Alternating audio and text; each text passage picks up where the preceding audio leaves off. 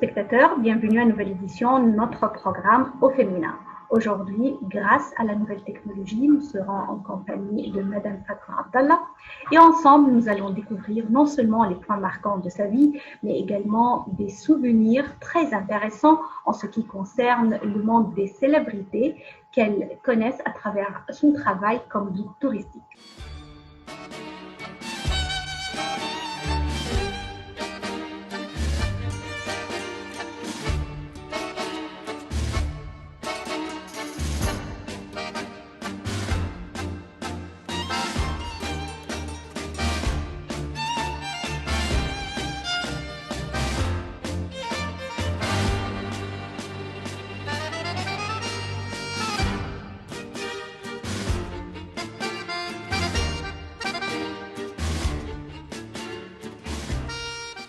Madame Fatma Abdallah, bienvenue à notre programme. Ravie d'être avec vous aujourd'hui. Bonjour Mona, comment ça va? Plaisir d'être avec vous. Merci de m'avoir invitée. Oui, merci à vous. Et on commence toujours notre interview avec les souvenirs de l'enfance, puisque c'est une période de la vie de l'être humain qui marque cette vie pour toujours. Qu'est-ce que vous retenez en tête de cette phase de votre vie? Écoutez, si on va parler de mon enfance, surtout ce qui a marqué ma vie pour la suite, c'est que dans ma famille, au fil des années, j'ai découvert des liens avec l'histoire de l'Égypte, hein, c'est-à-dire de mon côté maternel, il y a eu deux branches. Hein, mon grand-père paternel était un parent à la famille royale, dans le sens que descendant lui-même de la famille royale et oncle de la dernière reine de l'Égypte, la reine Nariman. Donc, j'ai beaucoup entendu des histoires qu'il m'a racontées, alors que c'était un sujet assez tabou, hein, dans ma jeunesse, et en général, la famille n'aimait pas en parler. Hein. Donc, c'était vraiment en tête-à-tête avec mon grand-père que j'ai appris certaines choses qui m'ont donné la curiosité. Côté grand-mère maternelle, également, j'ai découvert en fait récemment qu'on était parenté au premier président égyptien, qui est le président Naguib. D'un autre part, du côté de mon père alors, et du côté de grands-parents paternels, il y a une histoire de descendance turque, circassienne, mamelouk, donc presque toutes les facettes de l'histoire. Et aussi du côté de grand-mère maternelle, de ma grand-mère paternelle, on a une descendance du prophète, hein, qui est vérifiée et marquée. Donc, comme tu vois, ça m'a donné beaucoup de curiosité, hein, parce que plus j'apprenais l'histoire, plus je trouvais que moi-même, j'ai une histoire qui est quelque part légèrement liée, mais en même temps que j'ai appris à travers surtout mon grand-père maternel, c'est qu'il ne faut pas prendre l'histoire telle qu'elle est, parce que l'histoire dépend de qui la raconte. Dans cet amalgame de culture, je crois que également vous avez développé une passion pour la culture, pour l'histoire, qui a donné que vous avez choisi de travailler dans un domaine tout à fait lié à cette histoire grandiose de l'Égypte. Absolument, absolument. Ah, il faut dire que aussi, j'avais un père qui était diplomate, mais qui était également en soi-même une encyclopédie. Hein, donc, cette volonté, ce désir d'apprendre et de connaître mieux son histoire, je pense que c'est beaucoup lié à mon père et ses connaissances illimitées dans ce domaine. C'est dans cette vie pleine de l'amalgame de culture et également de passion que vous avez vous-même développé cette passion pour la culture, pour l'histoire, que vous avez entamé une carrière dans le domaine du tourisme comme guide touristique. J'aimerais bien savoir, vous travaillez dans ce domaine depuis combien de temps? Je travaille comme guide touristique depuis 31 ans. Wow. Alors, quand vous avez commencé cette carrière, il y a 31 ans, quand même des défis, n'est-ce pas? Ça veut dire que une femme qui commence dans ce domaine, qui mérite et qui exige des voyages, un contact avec des gens qui viennent de l'étranger, c'est un défi à relever et également qui exige une culture approfondie, une maîtrise de plusieurs langues. Parlez-moi un peu de comment vous avez su relever ce défi et comment vous vous êtes préparé pour entamer cette carrière. Mona, je peux pas vraiment dire que c'était un défi. Hein. En fait, c'était un parcours assez agréable. Vous savez, quand on aime et quand on est passionné par ce qu'on fait, hein, ça vient de soi-même. Donc, je ne peux pas dire que je peux penser à des défis particulièrement importants dans le parcours. Par contre, vous avez bien raison, la maîtrise des langues, hein, c'était très important. Donc, dans mon cas, le français et l'anglais et un petit peu l'italien, mais c'est surtout développer, et je pense que ça vient de soi-même, hein, développer le sens du contact humain. C'est-à-dire, c'est pas suffisant d'avoir les connaissances. Donc, moi, j'ai fait mes études d'égyptologie, j'ai fait beaucoup études indépendantes et aussi beaucoup de cours en ligne et de recherche personnelle. Je peux dire que je continue à étudier jusqu'à aujourd'hui. Hein, c'est jamais fini dans ce domaine. Mais je pense que si on peut appeler ça le défi hein, ou le succès du métier, c'est savoir communiquer avec la personne en face, savoir adapter dans ses discours par rapport à la personne en face, attiser son intérêt, combler ses aptitudes de savoir et en fonction aussi des nationalités, des âges, des cultures, il faut quand même adapter sa prestation et son discours. Je pense que c'est là hein, le défi quotidien de ce métier.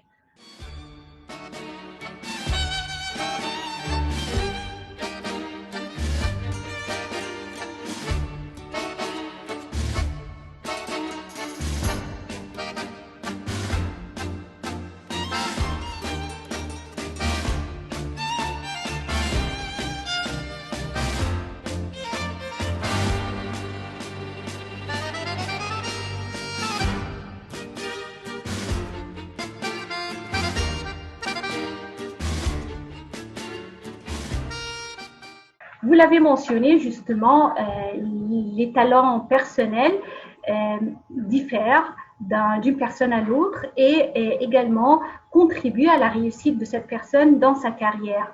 La communication, comment attirer l'attention d'autrui et également la tolérance et la patience, bien sûr, parmi les caractéristiques qui doivent exister pour réussir une carrière en général et également, je pense, plus précisément dans votre carrière.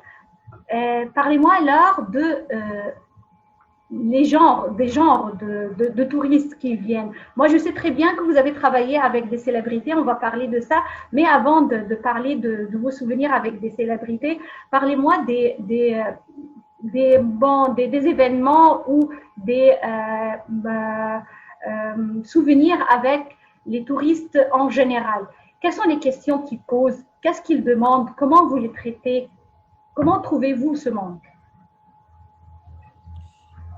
C'est un monde de partage, hein, c'est-à-dire au fil des années, c'est-à-dire les questions, si c'est un touriste qui arrive en Égypte pour la première fois, quelque part les questions sont toujours les mêmes, mais la réponse quelque part n'est jamais la même, parce que encore une fois, la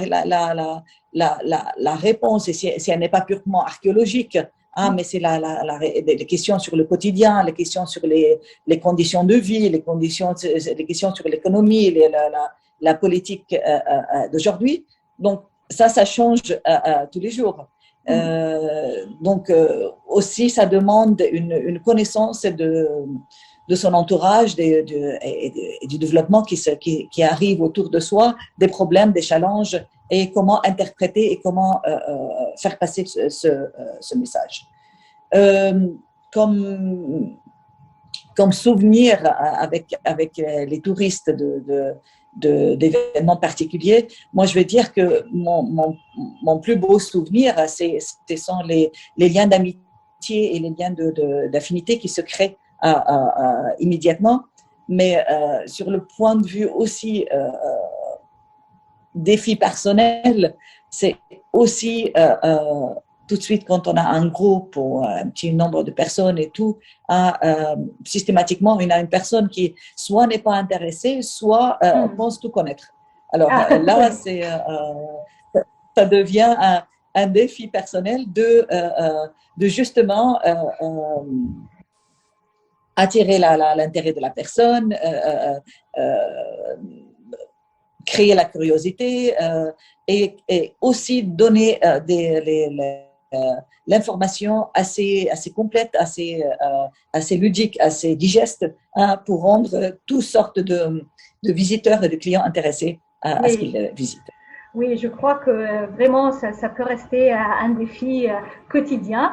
Et également, je voudrais savoir à travers votre carrière, est-ce que vous constatez qu'il y a une différence de type de touristes qui sont intéressés par l'Égypte depuis quelques années et jusqu'à maintenant, et le genre du tourisme même? Écoutez, si on va parler d'une manière générale, je pense que la question n'est pas les nationalités, mais elle s'agit plutôt de l'intérêt général et la différence au fil des années, c'est ça? Oui. Est-ce qu'il y a une différence que vous pouvez constater à travers ces touristes, surtout en ce qui concerne le tourisme culturel et historique? Certainement. Moi, mon domaine, c'est le tourisme culturel. Certainement, je peux vous dire qu'il y a un changement. Je pense que l'ère de l'Internet a beaucoup changé, ce qui fait que les personnes peuvent cliquer sur deux boutons et avoir l'information. Donc, d'une manière générale, le touriste cherche plutôt à avoir une idée, comment dirais-je, une idée cherche le sentiment, cherche la sensation, cherche l'information, mais pas d'une manière aussi, on va dire, intense que dans le temps. C'est mon interprétation. Je pense qu'avec l'Internet, avec le fait que les personnes ont tendance à lire beaucoup moins et avoir l'information d'une manière plus pointue et plus concise, fait que on n'a pas exactement le même genre de touristes qui cherchent énormément d'informations, mais ils cherchent surtout des informations concises, intenses et digestes. Et si un jour vous êtes affronté à ce genre de touristes, par exemple, qui viennent avec des préjugés, même pour l'histoire, ça veut dire que des fois, il y a des questions qui sont posées par ces touristes. Est-ce que vous êtes sûr que les pyramides ont été construites par des Égyptiens et pas, par exemple, par des extraterrestres? Des choses pareilles. Comment vous pouvez se débrouiller à travers vous débrouiller à travers ces situations? Écoute, Mona, les extraterrestres, c'est presque partie du discours. Hein. C'est vrai, alors ça existe. Constamment. De questions. Mais aussi moins amusant que les extraterrestres, il y a des questions ou des remarques de préjugés sur le fanatisme, l'intégrisme religieux et tout ça. Et ça, c'est moins drôle à discuter. Mais écoutez, un touriste, peu importe son origine, sa nationalité, ça reste une personne qui est malheureusement instruite par les médias de chez lui. Donc, le rôle que doit jouer un guide touristique, c'est en passant le temps avec les personnages, c'est pas rentrer dans des débats et pas brusquement imposer ses idées, mais au fil des heures, au fil des jours, faire passer le message d'une manière précise, mais en même temps plus convaincante quand elle est du vécu. Hein, donc, et bien sûr, sur les extraterrestres, le plus simple, c'est de se mettre devant ces gigantesques monuments et de regarder en détail l'architecture, de regarder l'évolution, de parler, de montrer les différentes étapes dans l'histoire de l'évolution de déconstruction. Pour, par exemple, de manière toute simple, si on va parler de la pyramide, que tout le monde qui n'est pas forcément bien instruit veut croire que c'est les extraterrestres qui les ont bâtis, il suffit de faire le tour des pyramides et de voir comment on a commencé avec le petit trou dans la terre, avec le tertre de sable dessus, et comment ça a évolué, et voir cette évolution. Et du coup, la réponse, elle est là.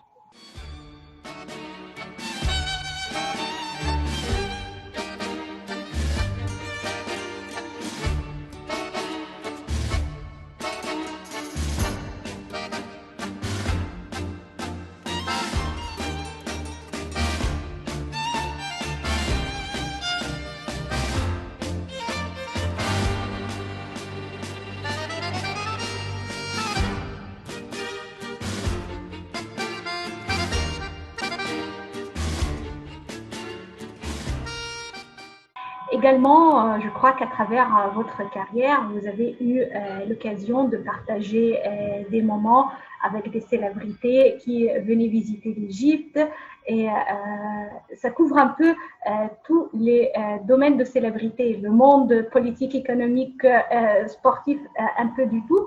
Qu'est-ce que vous gardez en tête de ces moments et quelles sont les personnes, les personnalités que vraiment vous trouvez que c'était des moments très uniques, très authentiques à partager avec eux à travers ces visites?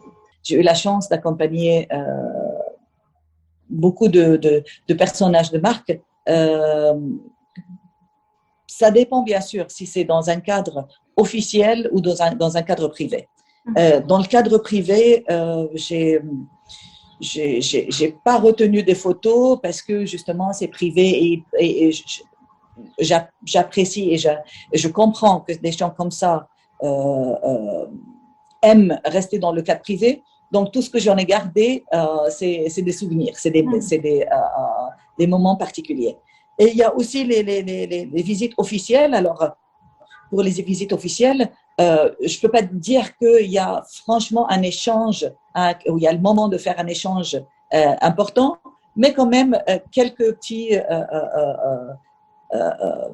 moments comme ça, sympas ou personnels qui puissent traverser le cadre très officiel, gardé et à un rythme très, très contrôlé. En tout cas, je ne peux pas vous faire une liste de toutes les personnes, mais par exemple, moi je garde un très beau souvenir de Charles Aznavour, hein, le chanteur mythique, hein, voilà, hein, qui était déjà d'un certain âge et qui est venu en Égypte dans le cadre de visites, on va dire invitées spéciales du spectacle du cinéma, du festival du cinéma. Et du coup, on a passé plusieurs jours ensemble. Et je ne vais jamais oublier comment il était fatigué de la presse, fatigué du monde autour de lui et tout ça. Bien sûr, donc quelque part, j'ai senti que j'avais besoin de le protéger en même temps de faire à son rythme. Mais dans un moment de complicité, il m'avait posé la question, quelle est la chanson que vous aimez le plus?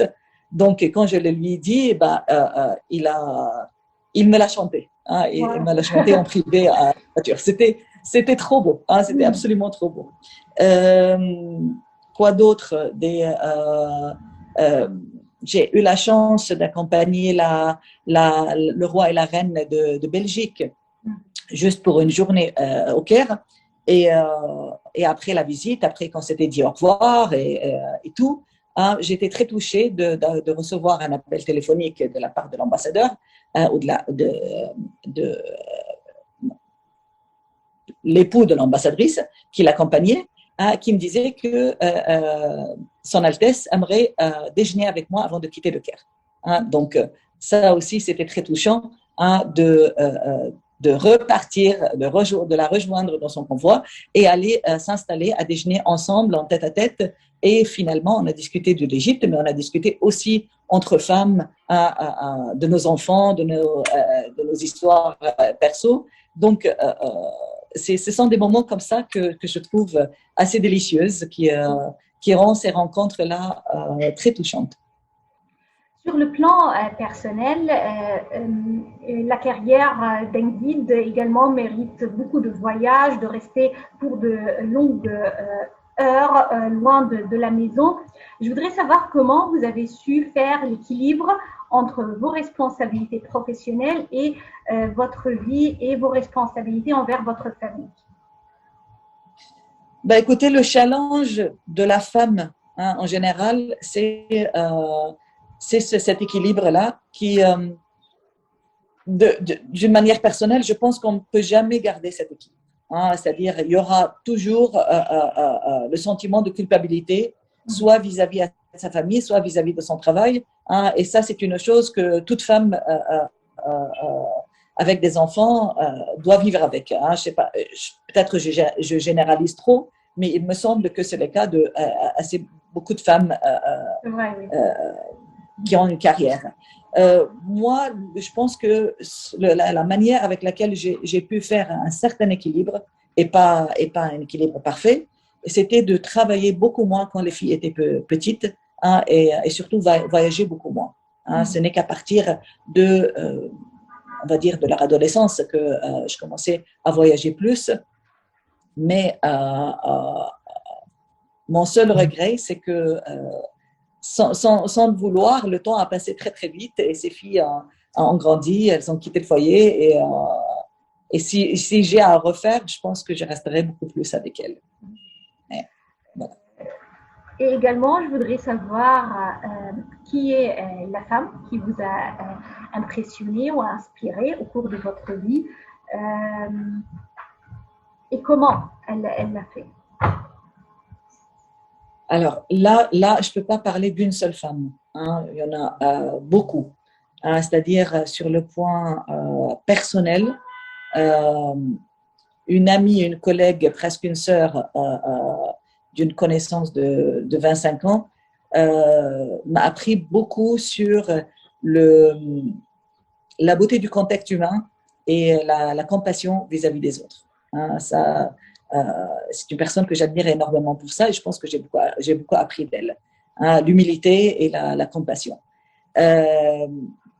L'écrivaine hors pair, hors compétition, Nawal Saadawi, je pense qu'elle m'a beaucoup influencée depuis toute petite sur l'émancipation de la femme et sa façon extraordinaire de se combattre et de manifester ses avis à une période qui n'était pas du tout auspice à ses visions, m'avait beaucoup marqué depuis toute jeune. Et puis également, il y a ma mère, ma mère qui est une femme exceptionnelle sur tous les comptes. Malheureusement, elle est décédée il y a fort longtemps, donc je n'ai pas vraiment profité d'elle. Mais toute jeune, elle travaillait, moi je la voyais travailler dans le domaine du tourisme et des relations publiques. Donc, pour une petite gamine, de voir la photo de sa maman dans les journaux tous les quelques temps, c'était quelque part mon idole. Donc, alors, vous avez choisi la carrière de guide pour rester sur les pas de votre mère, est-ce que c'est ça?